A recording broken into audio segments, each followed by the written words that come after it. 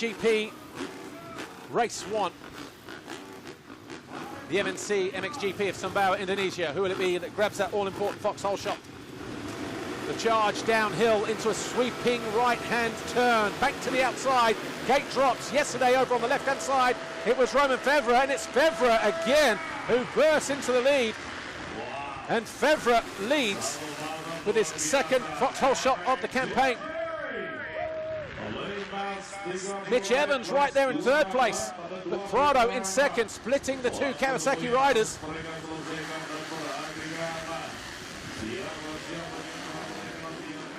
Over the line for the first time. Third place, Mitch Evans. Fourth place, Siwa. Cold enough around the outside of him in fifth. Fernandez in sixth. Fernandez just coming into land there, and then Valandrin looks like in seventh, just tiptoeing his way around the outside, inside there, then Guillaume in eighth place. But it's Fevre who leads on the opening lap, pursued by the championship leader, who will want to get to the front as early as possible and treat not just over Jeffrey Hurlings, but over Romain Fevre as well. Uphill wave section, not easy to negotiate, and you can see how dry it is on the run up there and how dry it is here. A little bit of chalk dust kicking up from the inside of the turn there. That's how dry it is compared to MX2 race 1 earlier. So with that dryness, there'll be a lot more unpredictability, a lot more loose stones and hidden dangers lurking beneath the dust there. Down Monster Energy Mountain for the first time. Fevre breaking free immediately from Jorge Prado. These conditions not too dissimilar to what they had in the qualifying race Saturday afternoon. Launching the triple on the opening lap. A lot more riders getting the distance this year. Only a couple of riders were keen to do that last year when we were here. Evans there in fourth place.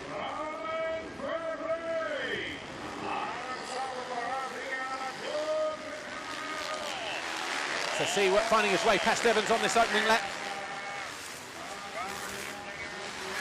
Moves into third and goes immediately after Jorge Prado.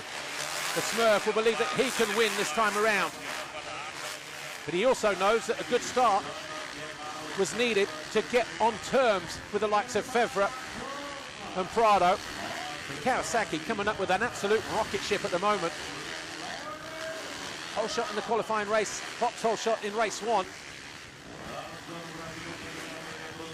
Giving Fevre all the tools he needs to make his job as easy as possible.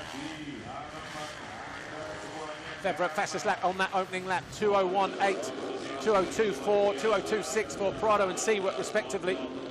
Kyo up to 7th. Valandrin had an untidy lap. He's down in 8th place. Paturel is up to 9th. Petrov down to 10th.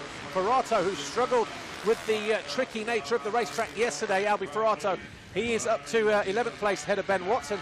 And then Osland is 13, Lupino 14, and then Rousior rounding out the top 15 for JWR. Goldenhoff down the inside of Evans, who goes wide. Goldenhoff will cut to the inside. Will he get the job done? When he gets good drive, he gets alongside, but then Evans just gets back in front momentarily. But Goldenhoff does make the pass, and he moves into 4th place on the second lap here.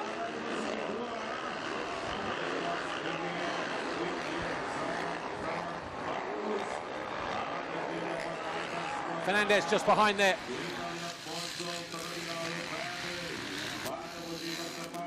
Evans having a bit of a comeback here. He goes 2-1 and Goldenhoff triples his way up. So we've got Fevre leading the way from Prado. Siwa 3rd. There he is, just going out of shot. There's Goldenhoff now 4th. Evans in green 5th. Fernandez in 6th.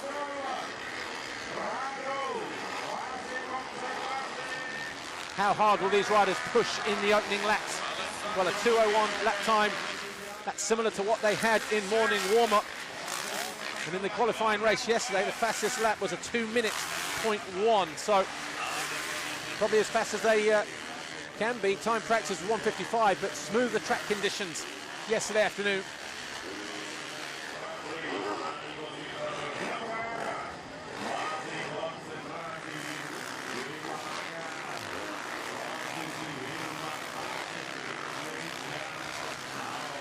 Another fastest lap of the race for Prado, for Febvre, but he's still only about 1.5 seconds, 1.6 clear of Prado. So Febvre just trying to escape ever so slightly. Both riders quicker than the 91 of Siwa though. But Koldenhoff, wow, what a time for him, 2:01.08 compared to a 2:02.4 for Siwa. So how long will it be before the Dutchman closes in on his Swiss teammate? That's these two here, third and fourth, Siwa and Koldenhoff. That's what it looks like if you come up short. The cameraman from above there, as Fernandez looks to go around the outside of Evans. Evans up the inside. And Fernandez looks like he's got the better. Not quite. He has to work his magic at the top of the hill. He gets alongside the Australian, and he does move by into 5th place. Evans coming back for more though. Fernandez says no way. He says, I will take that 5th place if you don't mind. Evans just gets the door closed in his face at the top of the hill. Looks to go around the outside of the Spaniard, but inside-outside works quicker and better, more effectively through those series of S-bends. Guillaume lining up now behind the 43. But good to see the Aussie there putting up a fight. Got his best finish of the season so far this year in Germany, 7th overall. But Guillaume tripling his way downhill. You see the difference that makes. It does push you slightly wide, but you still have to roll those first 3 and then try and double up onto this plateau if you can. Koldenhoff is closer to Siwa this time around, but it's Fernandez with the fastest lap of the race, a 2 minutes, 0.8. As he moves into 5th and chases down the 2 Monster Energy Yamahas ahead of him. So what next for the Team HRC rider? Fernandez opting for the same outside-inside cutback occupied by Koldenhoff a moment ago. There's your leaders, top right corner of your screen. Gap about 1.8 as they hit the line a moment ago, but it looks like it's been reduced ever so slightly. Prado might just be getting a bit of a move on here. Almost identical time, sector 1, 29.6, 29.5 for Febvre and Prado. 29.7 for Siwa, 30.2 for Koldenhoff. But Febvre, Prado and Siwa, the first 3 of those putting in their best sector 2 times, 33.2, 33.0 and 33.07.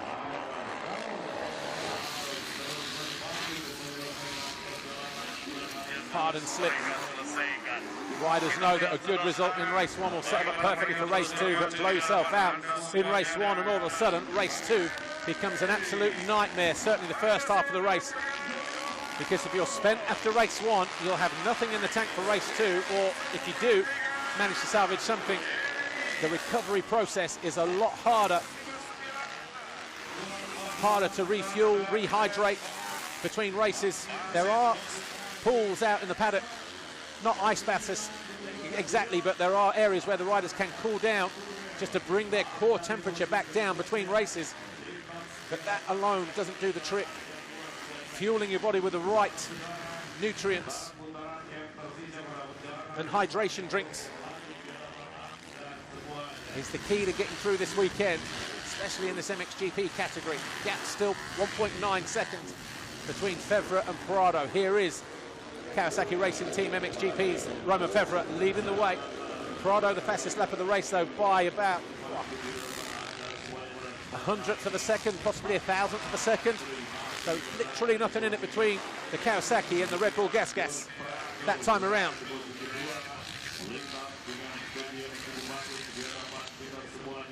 Siwa still 2.6 seconds adrift of Prado. Inside is a little bit nadry on the exit, isn't it? A little bit choppy. You just almost have to fall into that city downhill.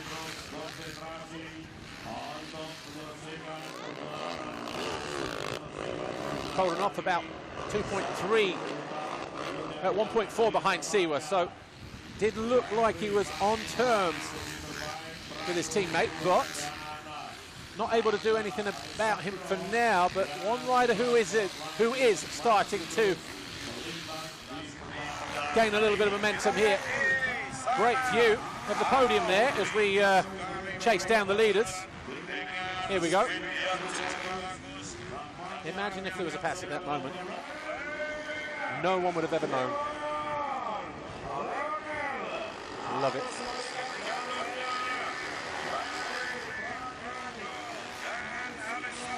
Fevre realises the threat is real from Prado. Fevre, one of those riders, he knows how to manage a race, knows he doesn't need to panic, and if there is a threat of a pass, of course he will dive back in immediately at the first opportunity.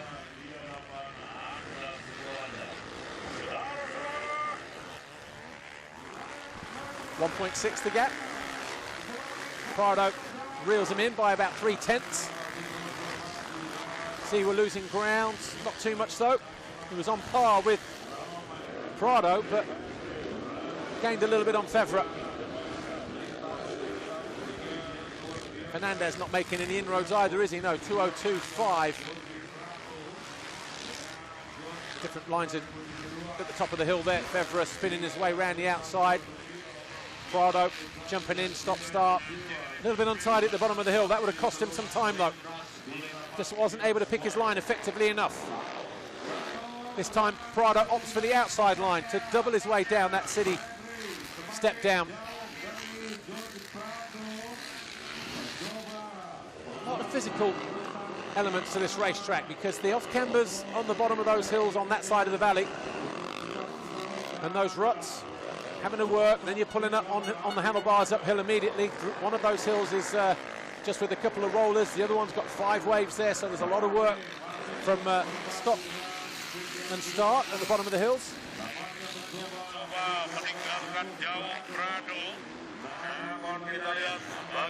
A lot to think about on this racetrack.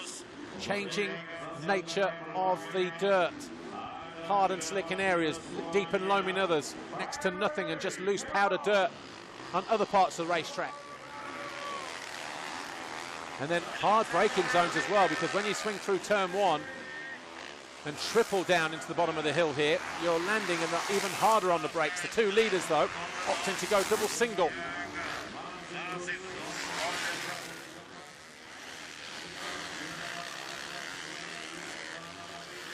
Six laps complete. Gap now 2.2. So Fevre 2:05 compared to the 2:01.09 of Prado. Look how hard and edgy it is coming out of turn 5, bottom of the hill there, and slip. Which means only one thing: when they put water down on the track between the motos, MX2 riders will need to be mindful of what's lying down in the dark areas of the racetrack. Oh, good improvisation on the line there from Fevre. Prado not letting him out of his sights though, is he? See what the gap is when they hit sector 2. 2.2 after sector 1 still, as it was as they hit the line. Right, Guillot and Petrov have made mistakes because Valandrin up to 7th, Patrel 8th, Ferrato 9, Lupino 10. Guillot is down from 7th place into 11th position.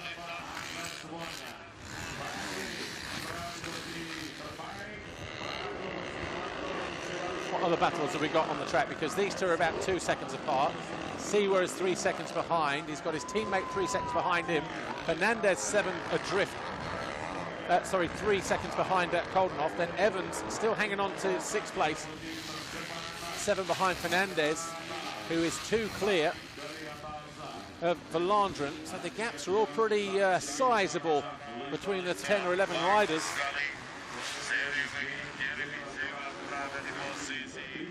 Take a look at the battle for 6th place though between Evans, Valandrin and Patrel. Here we go. So Mitch Evans, the second of the factory Kawasaki riders, still going 2-1 as Valandrin triples his way to the top of the hill for Gavin van Venrooy. Yamaha. Can Evans stay there in that 6th position, because the rider who sits 19th in the championship went 9-6 a week ago, or 2 weeks ago in Germany. So he will equal his best race finish of the season if he can keep ahead of Calvin Valandrin. There is Valandrin. And then just coming into view. Benoit Paturel on the Debarts Yamaha. Remember, he knocked himself out a bit. Missed the German round. Didn't score in Latvia either, didn't he? He went down hard in the first turn in race 1. So good to see Benoit Paturel back out on track, but he is about 3 seconds behind these two. But good showing this from Mitch Evans. 6th overall here last year, so a place that he has a good affinity with. And looking good here, and good to see his brother Richie here as well this weekend. Just a little bit of moral and family support this side of the world. Sometimes people don't understand and underestimate when you come from Australia and you go and park yourself. But same with Calvin Vallanderen, coming from South Africa, parking yourself up in Europe. A little bit of family network support goes a long way. Just gives you that little sense of home, even for just a week or 10 days. And Evans getting that support from his brother this weekend in abundance. Both those riders, Evans and Vallanderen, setting their fastest laps this time around. 2:03.1 for Evans, 2:02.5 for Vallanderen. As Evans continues to improve. And what has been a difficult season where he missed the first few rounds with a thumb injury. Still not a lot in it between the top two, Fevre and Prado. Gap still hovering around 2 seconds. Jeremy Seewer getting closer as well. That's what it looked like from that camera angle. Oh, Prado looking creative, but was that a mistake? Trying to ride around the bank there. Did it cost him any time, yes or no? Didn't seem to. 2:02.4, 2:02.7. Fastest rider in the top three, though, Jeremy Seewer. 2:01.7, a full quicker than Prado that time around. He's still 2 seconds behind the Spaniard, though. Koldenhoff, the fastest rider out of the top four, a 2:00.7. So even quicker still. So is there going to be a late charge from both of the Monster Energy Yamahas here as they try to close in on the Kawasaki and the Red Bull Gas of Fevre and Prado, respectively, who continue to lead the race? Rubbing my hands together in delight here at the moment. Could do with a late charge here, just to spice things up a little bit. Seat Pounce, double downhill. Seewer just a little bit short there, and I'm not talking about his size.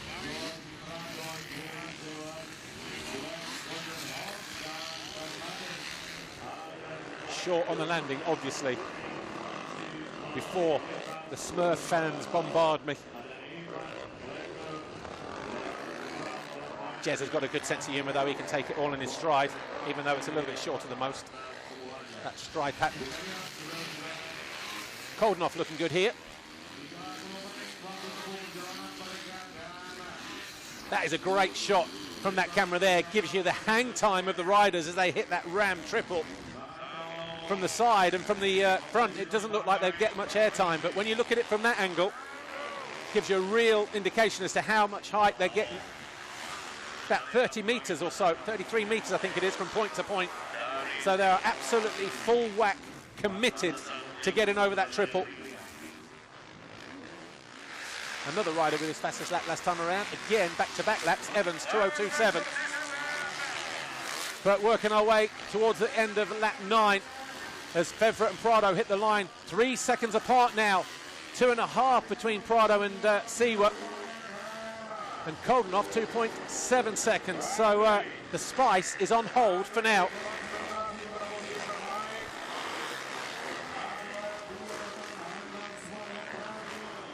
Great methodical race this for Romain Fevre, as we take a look at the replay of the start and saw how he took his second foxhole shot of the season. Over on the left, dropping down through that Talladega style bank turn. Oh, about a half a bike length in it between him and Jezza. Prado quickly into second at the bottom of the hill though. But it was Romain Fevre, Kawasaki Racing Team MXGP, with his second foxhole shot of the season. And he looks like turning it into 25 points once again. And Romain Fevre already with just the one race win, looking to make it 2 race wins for the season.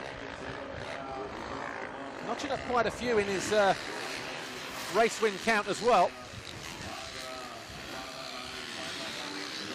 38 race wins so far for Romain Febvre, so he'll be looking at making it 39 if he can stay where he is. Wow, 10 minutes plus 2 to go. This race is really starting to drag on a little bit here. I was waiting for the spice,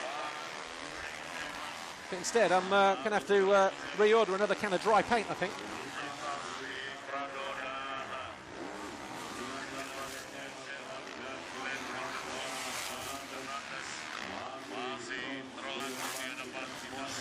Back marker on the horizon there. The Frenchman living in Thailand, Lionel Caroas. He's got styles as he hits the finish line jump. Oh, I tell you what, he had a bit of a whip there, a bit of a bum whip. It was impressive. It's the most stylish he's been all weekend. Oh, in fact, it was the Australian. That's why there was a little bit more style there. Nicholas Murray. I was talking to him earlier. He rode here last year. So good to see Nick Murray out here on track. Of course, Lewis Stewart, who from Australia, but resides on the island of Bali now, married to an Indonesian. Moved back here full-time from Melbourne, so good to see him back in the paddock. Right, let's go a little bit further down the order, shall we? Benoit Pacharel that was, and Albi Ferrato. As Verlandren, just ahead of them, was alongside Evans. Here they are, coming uphill. Just ahead of these two, looks like Verlandren is around the outside of Evans. Coming towards us here. Yeah, Verlandren has found his way through. As we were looking at this battle, that isn't really a battle at the minute. So Verlandren has found his way past Evans as we were focusing on these two. There you see them at the bottom of the hill. So Verlandren then up into 6th place. Hopefully our man on the moon has a good angle of that. Our moon cam, because Verlandren, we saw he was closing in on Evans. But Benoit Pacharel doing a fantastic job here in that 8th place. So too Albi Ferrato, actually, the SM Action Racing Team US battery KTM rider, because he struggled yesterday in the qualifying race. Albi Ferrato struggled with the heat. He's struggling with jet lag. He's not getting sleep. He was wide awake at 3 o'clock this morning when I spoke to him after the or before the warm-up session, and he said the ground is just really strange, difficult to understand the texture. And all of a sudden, Evans under attack now from Pacharel. So Verlandren has made his move, and he's left Evans to deal with the Belgian, with the Frenchman, Benoit Pacharel. All this on lap 12. One of the things that Evans dealing with at the moment is obviously he's found some good settings on the bike in the last few weeks. Of course, that means he's been able to up his pace, but then trying to maintain that pace takes a lot more physical element to, to sort of ride at that pace. And just running out of legs in the latter stages of this race, and that's allowed a couple of riders to go by. Evans finds himself in 7th place, but for how much longer? Because Pacharel and Ferrato are looking to gain another couple of points here. This is around the area on the racetrack where Verlandren went through. Oh, and Ferrato trying to lunge down the inside of Benoit Pacharel. He might go the long way round here as well. And a twofer for Ferrato. He splits the two riders and he goes past Evans and Benoit Pacharel, and he moves up into 7th place. 2 for 1 for Ferrato. One sweet move. Pacharel got held up, couldn't decide which way to find his way past Evans, and Ferrato said, well, while you're struggling to decide, guess what? I'm going to take this route. Pacharel this time does get alongside, but not able to make the pass at the top of the hill. Evans keeps him back there for a little while longer as Ferrato escapes in the distance.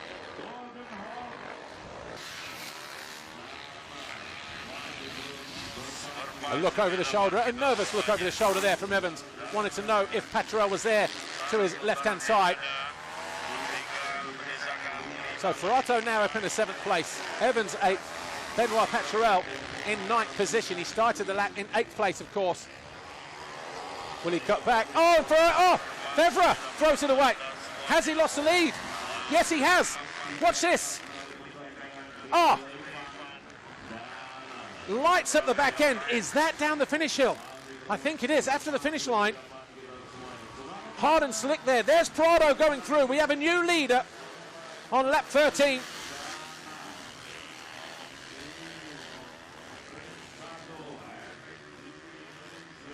So just this corner here, down this hill, is where Romain Febvre fell from the lead. And he's now under pressure from Jeremy Seewer. He had 3.6 seconds in his pocket, and now he's having to regroup and reassert himself here. But Seewer is not going to make it easy for him. So Jorge Prado, now all of a sudden, the man in the driving seat.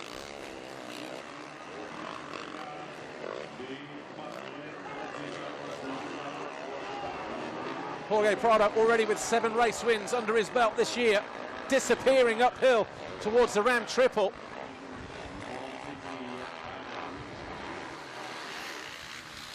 Jeremy Seewer needs to act fast and not allow Febvre to regain his composure. He needs to apply the pressure and force him into an error. Here's Prado, bottom corner of your screen. And here is Febvre. Right, your new race leader, Jorge Prado. Remember, he had about 6 seconds deficit. He's now about 3.6 seconds. We'll do the maths, but it was a costly error. Yeah, it's cost him about 12 seconds, that mistake from Romain Febvre.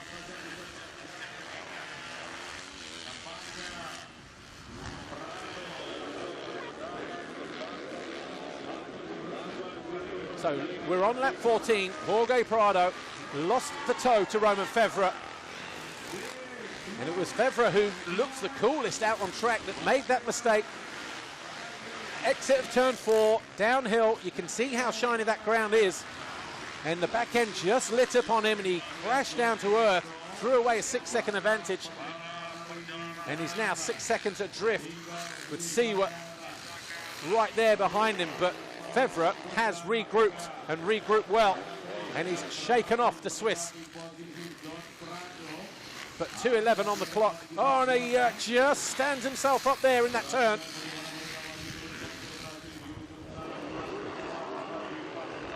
Paturel has found his way past Evans, by the way.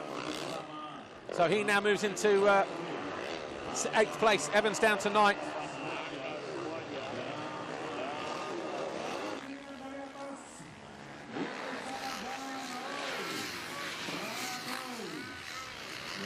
.204 there, Hilman Maxim of Indonesia.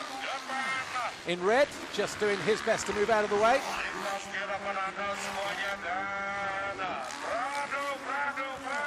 All of a sudden, Seewer, can he do anything about Febvre? It looked like he gained a little bit of ground there. 6/10 in sector 2. Lost them again in... Let's have a look. 30.2, 30.6. Oh, Fernandez and Valandren. Fernandez in 5th, under attack from Calvin Valandren. Spoke to Valandren this morning after the warm-up and said he actually likes the heat, doesn't mind the heat. So looking for a large and a late pass on the Spaniard, number 70, Team HRC, who makes a mistake, just misses the exit of the line there. Looks like he's in cruise mode as he goes through those 3 rollers, and that has given momentum to Valandren. Can't find his way around the outside, but nothing in it between 5th and 6th as they hit the line at the end of lap 14. Fernandez just looks like he's ran out of steam. That is going to be one hard recovery ahead of race 2.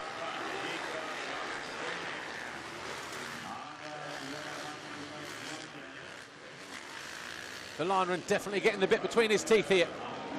knocking on the door for 5th position, looks to go around the outside. Every time he does that, Fernandez will have the helmet radar on. He'll cut to the inside here. Oh, he can't muscle his way through. Fernandez read it well, actually. Didn't go as wide as he needed to, but there's a couple of back markers here on the horizon. He can hear every move that Verlanderen is making, and he gets a little bit of respite there as he doubles downhill. Gives himself a bit of gap over Verlanderen, but much longer.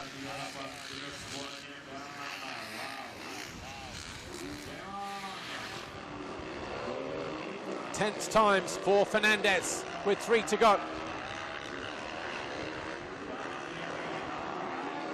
And Verlanderen needs to regroup himself and have another throw of the dice, another stab at the cherry. Fernandez doing what he did in the qualifying race, actually, where he lost his way for a couple of laps, but then eventually settled himself down, and it was Verlanderen, the rider in the qualifying race, that was able to close him down and then just lost that momentum as Fernandez regrouped. A case of deja vu between Fernandez and Verlanderen, it seems, in race 1. Prado hits the line, the Roman Fevre, and things are all aligning perfectly well for Jorge Prado at the moment. This could be his year to lift the MXGP crown. Even at the halfway stage of the championship, it looks that way.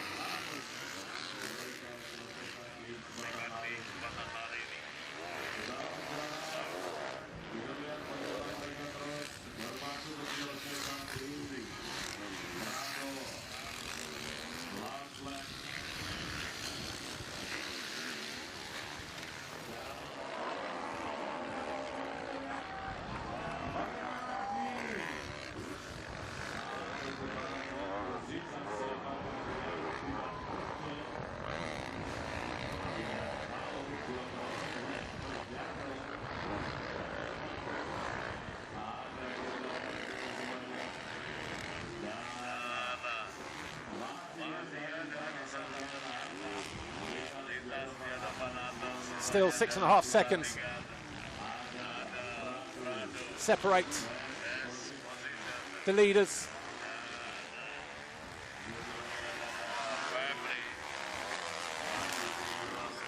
And where is Seaworth? Well, he was still about 1.3 seconds behind.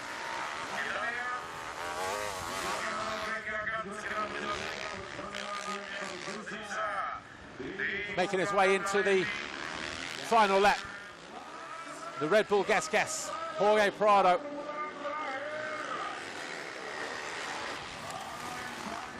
.6 seconds, but I can't see the Spaniard giving up that lead unless he just makes a simple error in a turn, can just hold the front, you never know. But at the moment, he's looking pretty calm at the head of the field. There he is in that next left-hander, top of the hill.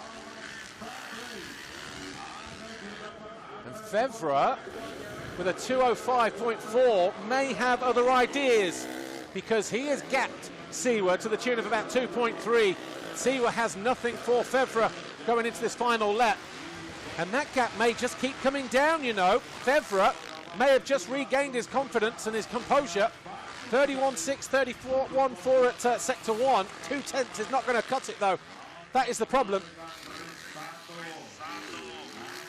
There is Prado, just cresting the hill out of this next right.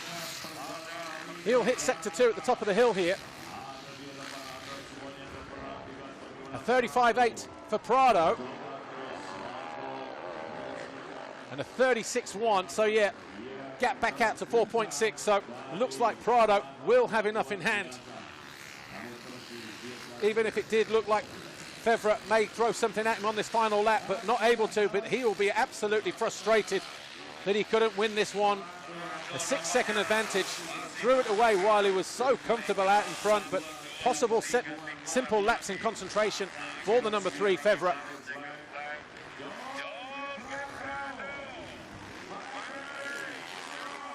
Back down the start straight. And the length of the start straight, the gap between these two, with just now 2 corners to go. Tried to go with Febvre at the beginning of the race. Wasn't able to. Febvre pulled out a gap, and then that mistake from the Frenchman allowed him back in. And once there, he didn't relinquish it. And out of the final turn, Jorge Prado wins race 1 and takes his 8th race victory of the season.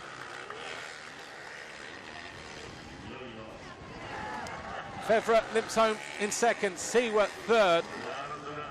We wait for Koldenhoff to come over the line in 4th, almost 11 seconds down, 10.8 seconds adrift. And then Ruben Fernandez was under attack from Valandren, but then Valandren's pace just fell slightly. And in the end, it's Fernandez who does cross the line in 5th position, 8 seconds clear of Valandren. We wait for Ferrato. A good recovery for him, finally getting to grips with the track after a difficult qualifying. He crossed the line in 7th.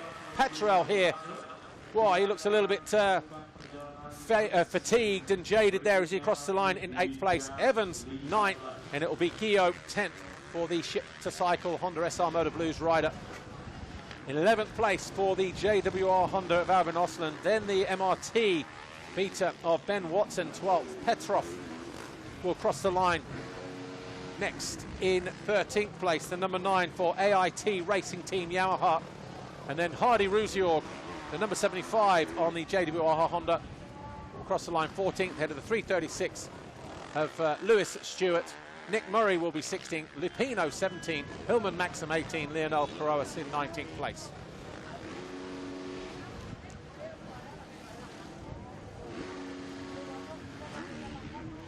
And of course, we will speak to our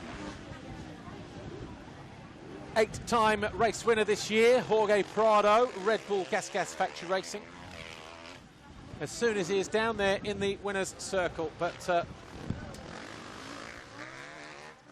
fantastic ride for Jorge Prado, did everything right. He was well placed when he needed to be. And it looks like that interview is going to take place imminently between Jorge Prado and Lisa Leyland. And I wouldn't be surprised if the heat taking his toll, might just need an extra moment or two just to get some liquid refreshment down. And anyway, here he is. We'll get this one over and done with quickly. Hey, Prado, things are just getting better and better for you, right where you needed to be when Febvre made his mistake. You're struggling now a bit though, aren't you? Yeah, I mean, the worst thing is just to stop. You know, it's the heat today, it's very strong, and I was sitting second, just waiting for the last lap since I had a chance, and he just made a mistake. It's very hard to be 100% focused, and it just hit humidity on the track. It's very challenging. You got to, there's no flow, so it's not easy. Get some rest. Thank you.